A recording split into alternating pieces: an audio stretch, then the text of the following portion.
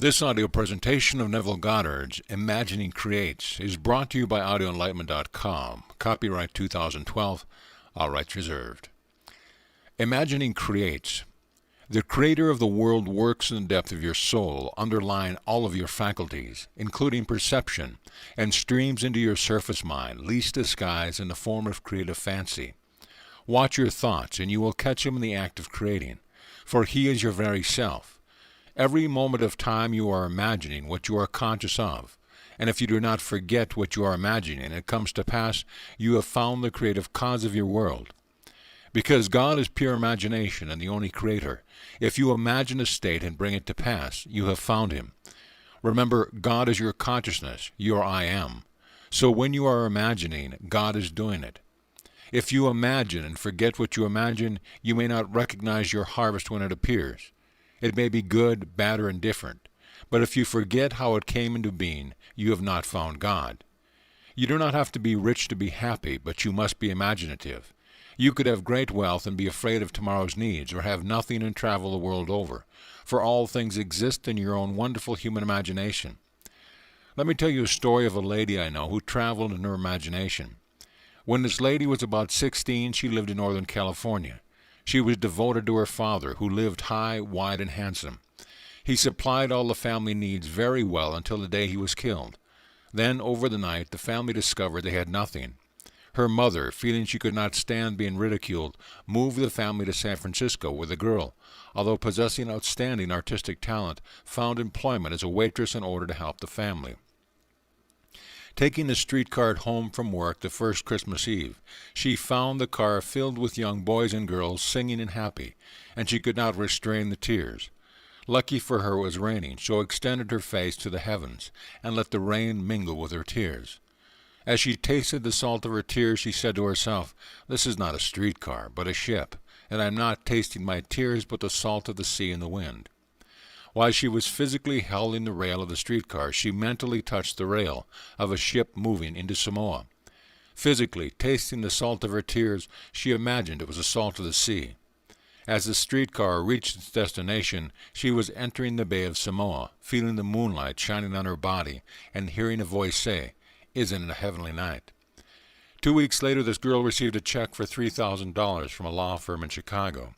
It seemed that 2 years before, her aunt had left the United States, requesting that if she did not return, the money was to be given to her niece. Within 1 month, the girl was on a ship sailing for Samoa.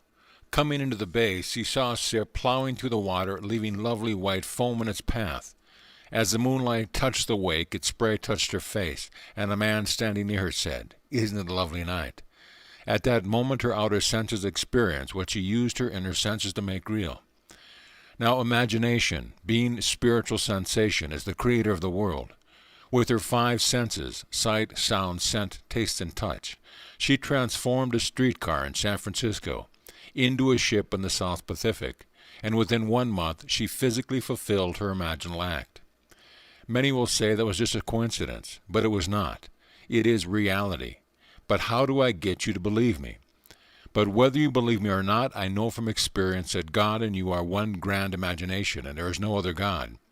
One day, imagine and you will awaken, and you, finally aware of what you really are, will know that all things are subject to you. That is your destiny. The present moment is a formed imaginal act. Arrest it, and you can change it in yourself by following the advice given in the 18th chapter of the book of Jeremiah. "Arise, go down to the potter's house, and I will let you hear my words." So I went down to the potter's house, and there he was working at his wheel. The image in his hand was misshapen, but he reworked it into another image as it seemed good to the potter to do. The word translated potter means imagination, and we are told that the Lord is not only our Father, but the potter, and we are the clay in his hands. Isaiah 64. Remember the day your boss criticized you and you are molding an image of yourself based upon what he said. Being undesirable, that image is misshapen. Unable to discard yourself, go down to the potter's house by taking the same scene and reshaping yourself by remembering the day your boss congratulated you on your accomplishment. Will this act change your world? Yes, I tell you, the God of the universe is shaping you morning, noon, and night as you accept words, actions, and events from seeming others. I urge you to shape your world from within and no longer from without. Describe yourself as you would like to be seen by others and believe your words. Walk on the assumption they are true, and because no power can thwart God, what He is imagining you will experience. You are not someone apart from God, for I am cannot be divided. The Lord our God is one I am, not two. If God's I am and your I am is the same I am, define what you would like to be. Then believe you are the Lord. Be like the lady who transformed a streetcar into a cruise. Lose yourself into your new state, while your world on the outside remains momentarily the same. Now, your reasoning mind may say she did have an aunt who had the presence of mind to die and leave her $3,000 at that particular time. And being young, she did not consider the future. But I tell you, this is how the law works. It never fails if you will go all out and believe that your human imagination is God. Because God cannot die, He is the God of the living. So when the garment you now wear comes to its end, you, the being living in it, will continue to live. You will still be in a world just like this, one until you awaken from the dream of life. Then you will move into an entirely different age, to realize the oneness of being than you really are. Until then, believe what I am telling you, for it is true. When you imagine for a seeming other, you are blessed, for there is no other, and you are giving your imaginal gift to yourself. Hear your friend tell you his good news. See the joy on his face. Feel the thrill of fulfillment, and let it take its place in your world. And as it does, reorganize your harvest. Realize you are responsible for its consummation. The world is yourself pushed out. Ask yourself what you want and then give it to yourself. Do not question how it will come about, just go your way, knowing that the evidence of what you have done must appear, and it will. Last year, while I was in Barbados, a friend received a phone call from his mother telling him that his brother had killed a man. As he replaced the phone, a vision appeared in which a woman said, "Find Neville, and he will give you the rainbow in the sky." My friend called me in Barbados, and when I heard his story, I said, "It is done. God is infinite mercy, and there is nothing but forgiveness of sin." When the Spirit of Christ is formed in you, you will forgive a person, no matter what he has done. Pharaoh would not let his people go because God had hardened his heart. So how can you condemn Pharaoh for something God did? Tonight my friend told me his mother had called and tell him his brother had been set free. I will tell you now that no one can reach the end of the journey without having killed someone. Everyone must play every part, so that when memory returns he may forgive all.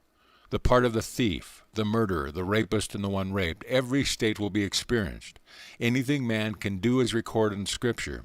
And to fulfill Scripture, man must do everything. Had I not played every part, I would not have been born from above. My friend who loves his brother and could not understand how he could do such a thing has murdered, as we all have. We must do everything the world condemns in order for the Spirit of Christ, which is continued forgiveness of sin, to be formed within us.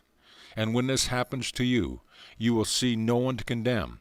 It is not that you are indifferent to war or murder, but you will see the world as a play with you, the author playing all the parts. Remember, you don't have to abide by anything you dislike. It is but a vessel in your hand which is properly shaped. Go down to the potter's house and rework it into another vessel as it seems good for you, the potter, to do. You can not only rework your concept of self into a new one, but you can rework another.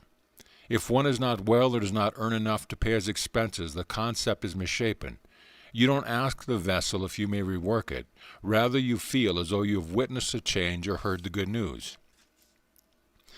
There must be action, for any idea alone produces nothing. You must act within yourself by entering the idea.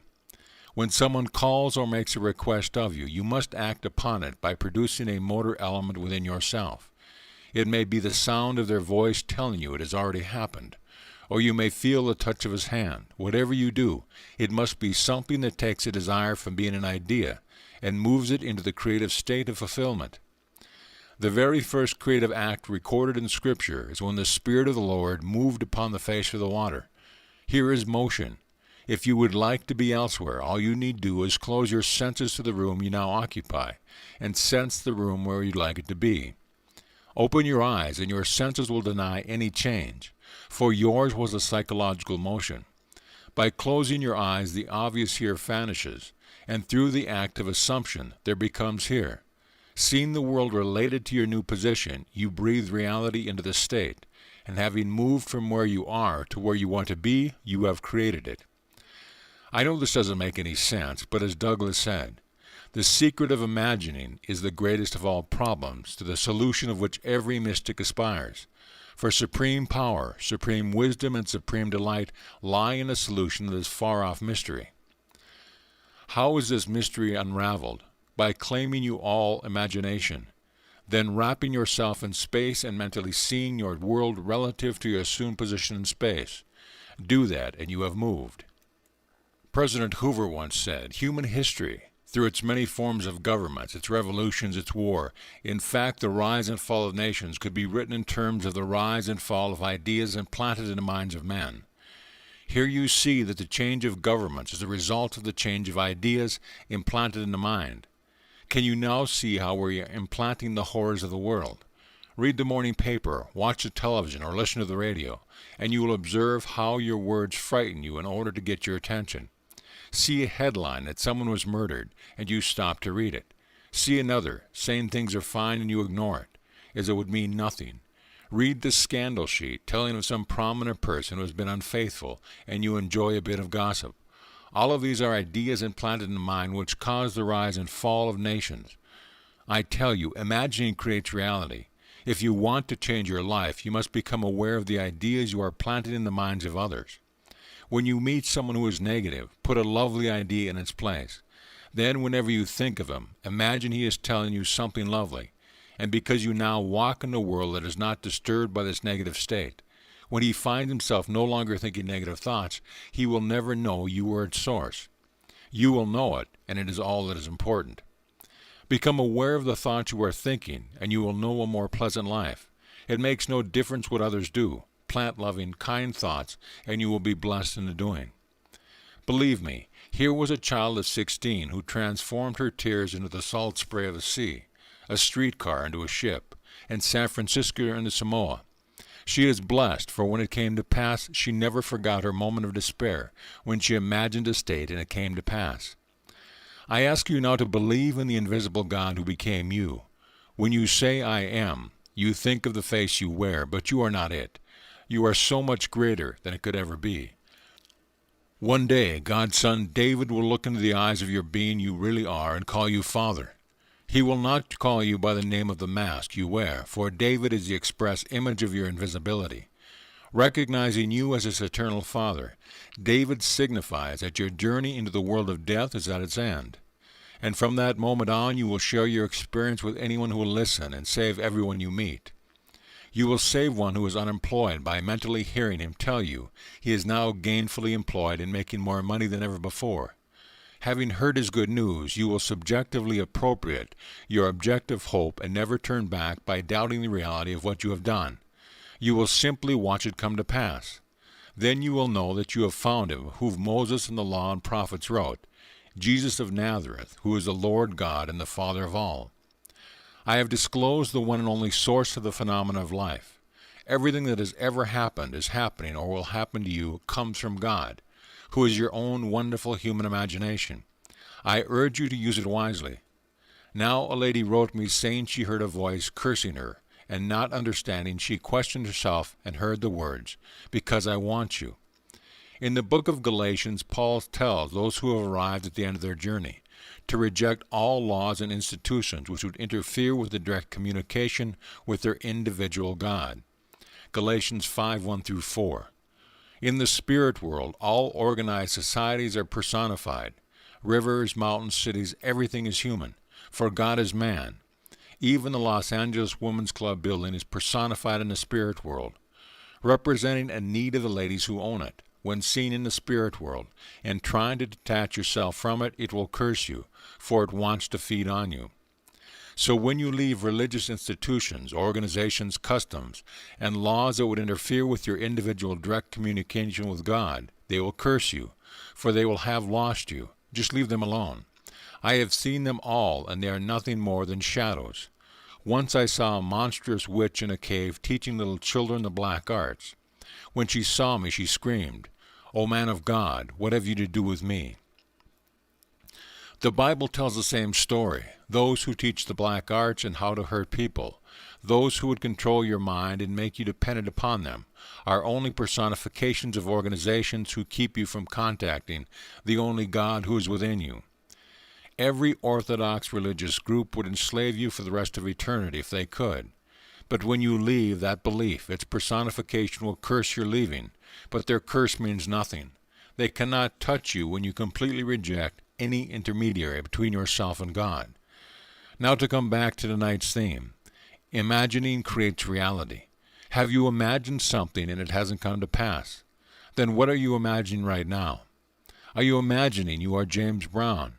You were not born knowing you were James Brown. You were born and others began to call you James. As time passed, you began to assume you were James Brown and began to respond when you heard the name James. When you imagined being secure, did you forget the feeling? Are you imagining you are secure now? You may have no evidence that you are secure, but as you allow others to tell how much you are loved and wanted, how successful and famous you are, you will begin to assume it. And imagination will have created its reality. Try it, for that reality you already are. Now, let us go into the silence.